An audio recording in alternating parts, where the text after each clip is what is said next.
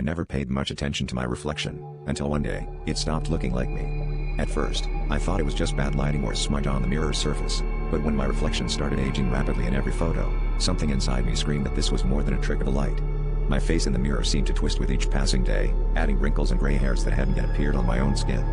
Desperate to understand what was happening, I turned to old family albums, hoping to find a clue. Instead, I found something far more sinister, a series of photographs that captured the same phenomenon, stretching back generations. Each relative bore the same haunted expression, as if they too were watching themselves wither away. Determined to uncover the truth, I delved into the dusty archives of my family history, hidden in the attic where no one dared to tread. There, among the cobwebs and forgotten heirlooms, I discovered a crumbling, leather-bound book.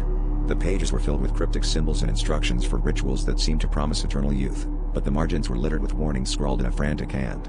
One phrase stood out, written over and over: "The mirror's curse cannot be undone." My heart pounded as I realized this wasn't just a curse, it was a pact, entered into by an ancestor who had sought to cheat time itself. The more I read, the more I understood that every photo wasn't just a record of the past but a ticking clock counting down to a fate I couldn't escape.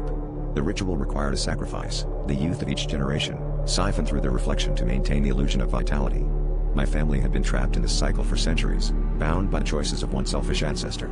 The weight of their desperate decisions pressed upon me, and I knew I had to find a way to break the chain before it was too late.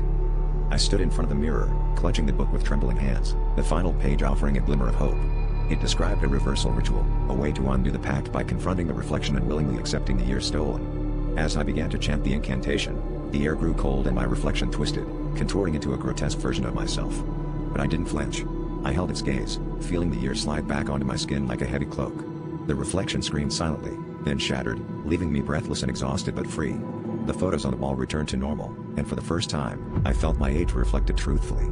Yet, as I turned away, I couldn't shake the feeling that something still watched from the other side of the glass.